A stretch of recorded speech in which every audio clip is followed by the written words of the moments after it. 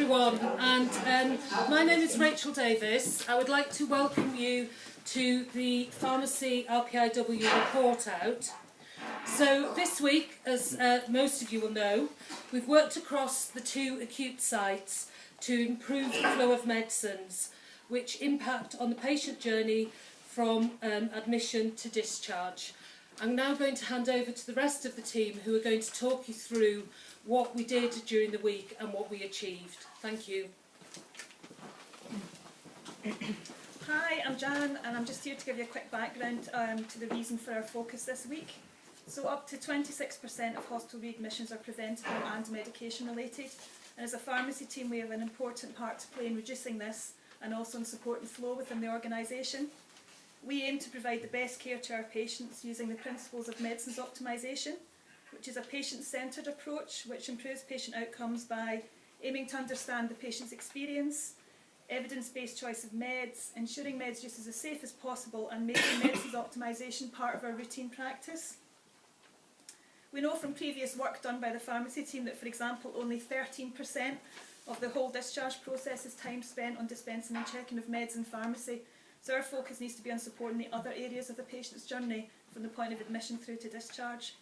What we wanted to achieve with this RPIW was to make the best use of our enthusiastic, committed and highly trained staff, work to fully integrate with our system-wide colleagues and support the timeliness and quality of discharge prescribing, and also build on the previous improvements made so far within the pharmacy team.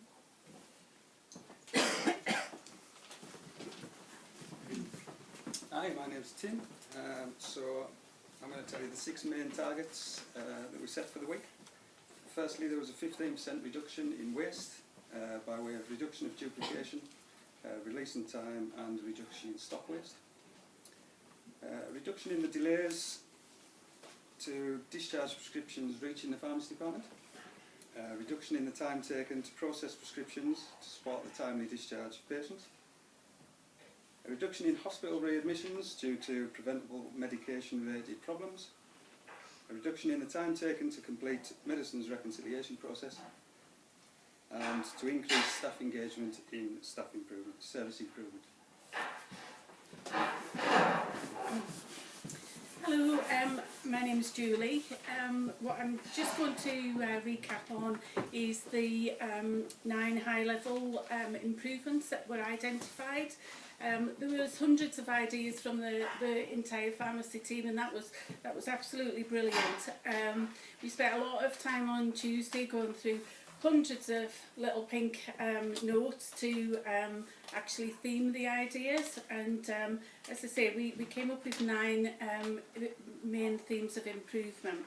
So the first one was decreasing footsteps. There's lots of walking back and forwards from the wards to the pharmacy itself, so the team are going to explain a little bit about that later.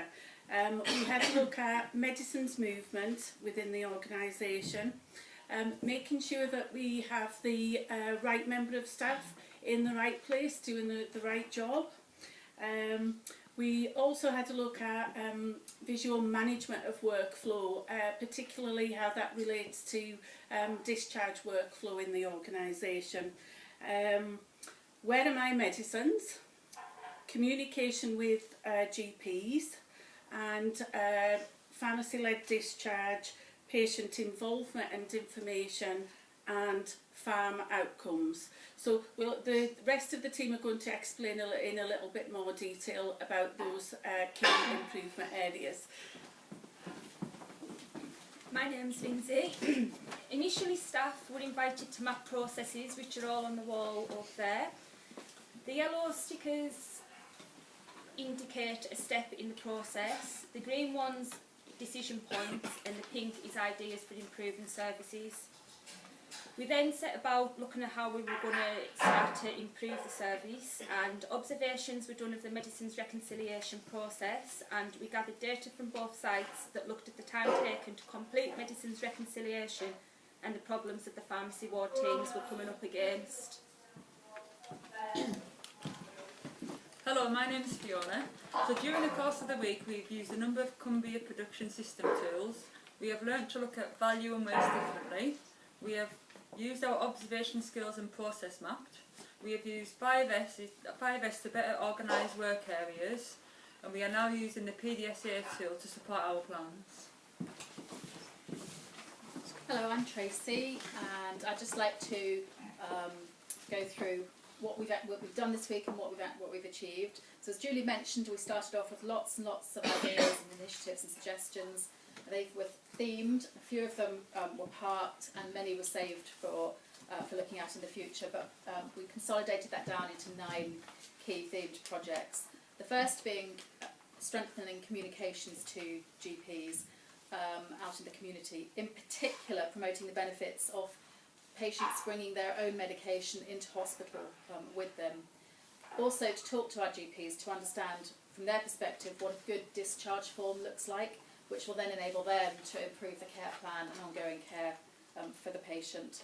And also to encourage our GPs for a fast and accurate update of the summary care record.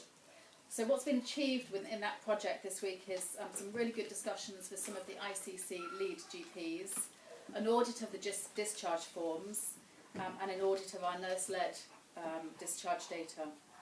Second project was Where Are My Medications? And this was about the appropriate issuing of labelled and non-labelled medications to speed up getting medications to the patient, and also to help reduce the current 26% return in stock level that we see at the moment. So what's been achieved, we've started a PDSA on that particular trial. We've also captured some timings of the activities involved in labelling and non-labelling of dispensing, and actually we've seen that it's taken 91 minutes to issue labelled medication and around 25 minutes for issuing non-labelled. There is an issue around what's appropriate, but obviously there's potential time savings there to be achieved. And then the third project that I'm going to mention is about visual management, and this was the creation of a single view of the number of discharges that are ready to dispense, so the team have a good overview of work in progress and understanding what's outstanding and waiting. One of the projects was to reduce footsteps taken to do TTOs. We worked out that for a pharmacy team as a whole at CIC to do a TTO from the top floor would equate to 1 member of staff walking from London to Moscow per year. That's how many footsteps it would take.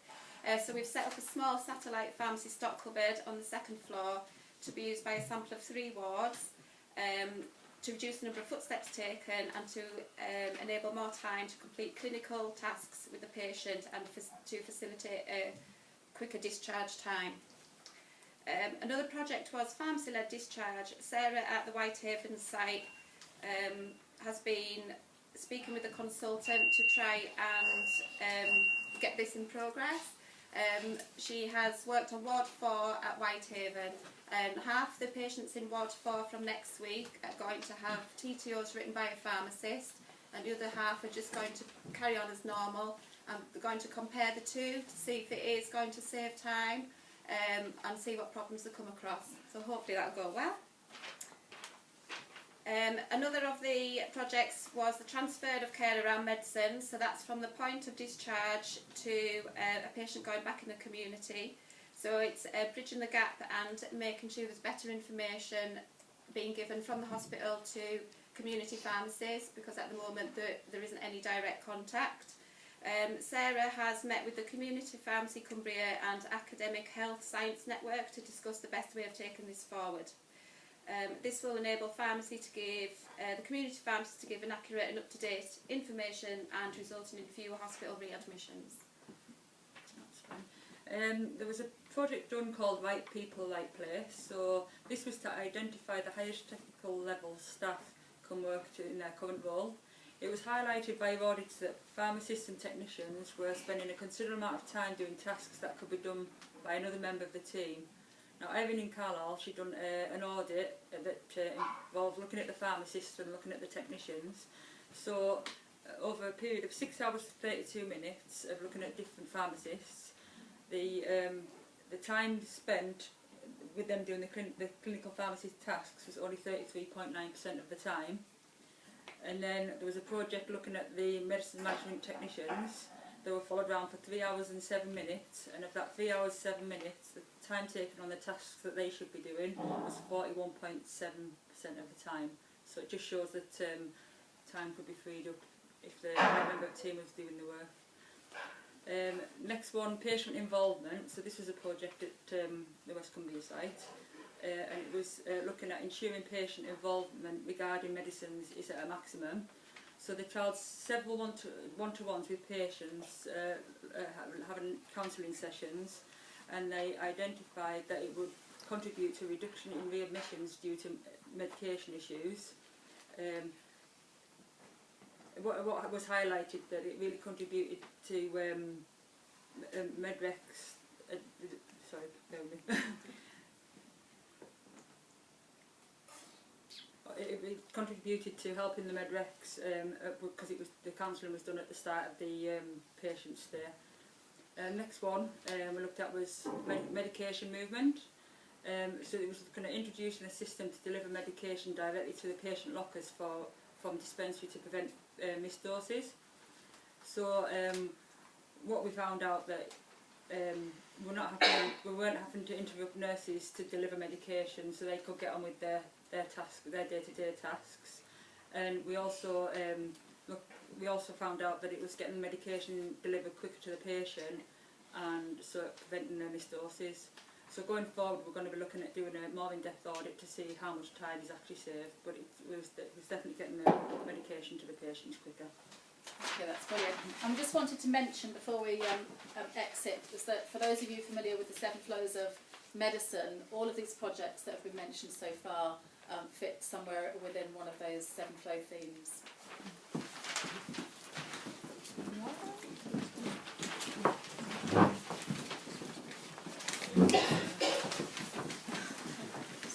Hello, I'm Nick. I work for our Learning Improvement Collaborative. My colleagues here are going to talk to you about is what we're now planning in the future.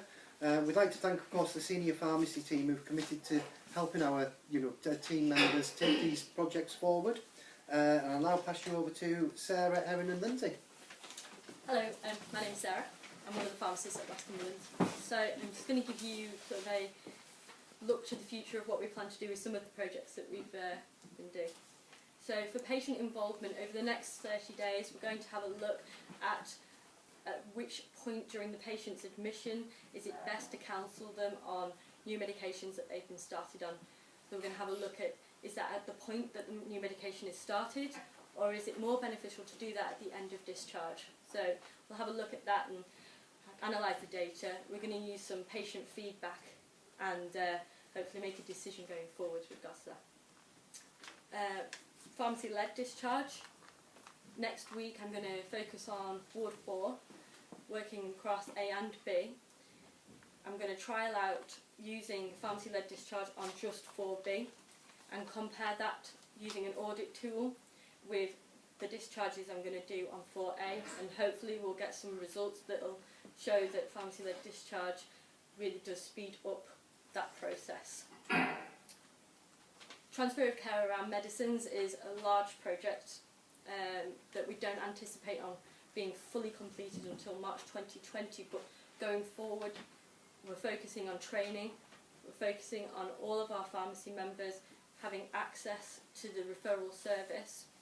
We're currently using it, and the idea is that those number of referrals continue to increase, and ultimately the main goal is for every patient who is discharged from the trust to have a transfer of care referral made to their community pharmacy upon discharge. Hello, my name's Erin, I'm one of the pharmacists at CIC. So looking at the projects, right people, right place, decrease in footsteps, medicines and movement and visual management of workflow, they all kind of feed into each other. So in the next couple of weeks we're going to be carrying out trials, we're going to continue the trial, on Maple BCD of delivering the medicines into the patient's drawers.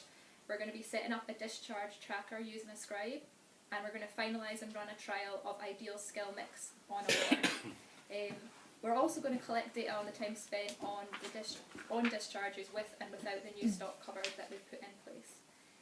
Over the next 30, 60 and 90 days we'll review and adjust accordingly, and we're going to determine whether it should be rolled out over other wards. For Where's My Meds At, we're going to be looking at this over both sites, and we're going to audit the number of relabelled medications that are being done at discharge.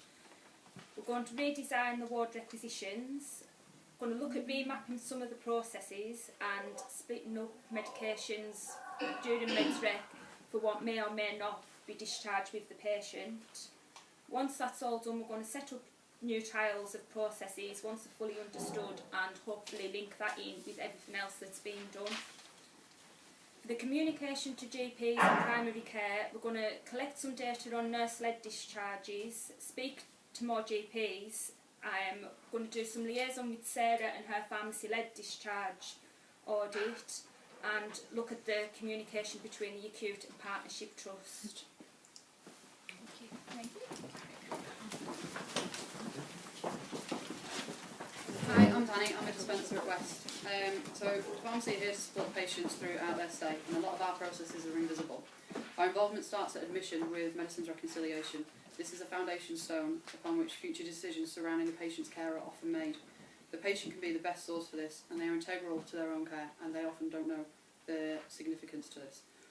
The patients need to be involved throughout their stay so they can better understand their role, and communication is key for this between all departments, internal and external. So I'm Sue, I'm a patient representative. The week has been a huge education for me. I have done a U-turn. I was one of those service users who thought pharmacy were the sticking point and the cause of all the delays. I now know that you are all part of a team with huge expertise and knowledge which you deploy to keep me safe, and that there are a range of processes in this, from meds rec, because I speak the speak now, to discharge, and they are all interdependent. You are the gatekeepers, and if I need medications, I can't get out of here without your say-so. So please continue to make us better as patients, but also to make us better informed through your counselling, so we're confident that we understand our meds and we use them appropriately. I would like to see your pharmacy team figure on the board with all the ward staff, you know, with the uniforms. So tell me who I need to jump up and down about that for. And thank you for welcoming me and valuing me, my input, and it has been a privilege. Thank you.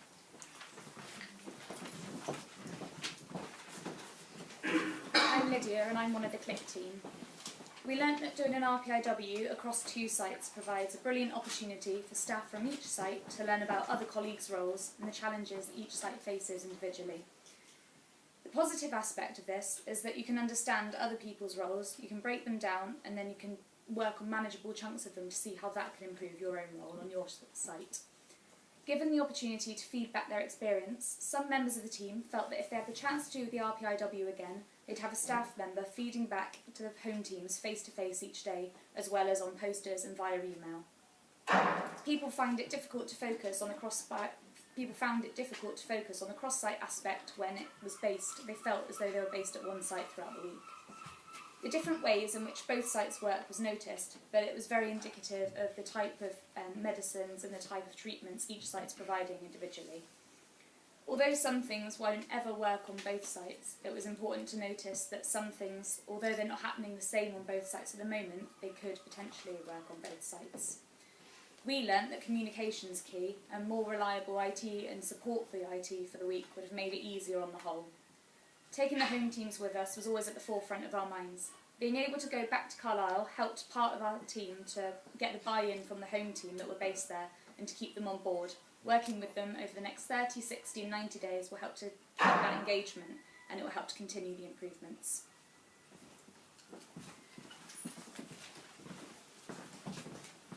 Right, so we'd just like to end with a few thank yous. Firstly, thank you to Paul Fieldhouse for sponsoring the RPIW this week. And thank you to Sue Gallagher for being our patient representative for the week. It's been a pleasure for us too, and it's made it all worthwhile. Thank you. Thank you to the CLIC team for facilitating the week for us. And to the pharmacy team for your enthusiasm and support this week. and thank you in advance for your future enthusiasm and support, please. Thanks. Thank you. Thank you to Dr. Ferreira, the elderly care consultant, for her input during the week as well. And thank you as well to Amanda Rawlings from NHS Improvement, who gave us a lot of feedback yesterday. I've just got a little special mention as well to say thank you to our team mascot Bertie for the week as well, who's proudly wearing his click bandana there. Yes. Finally, thank you to everyone for coming to the report as well. Thank you.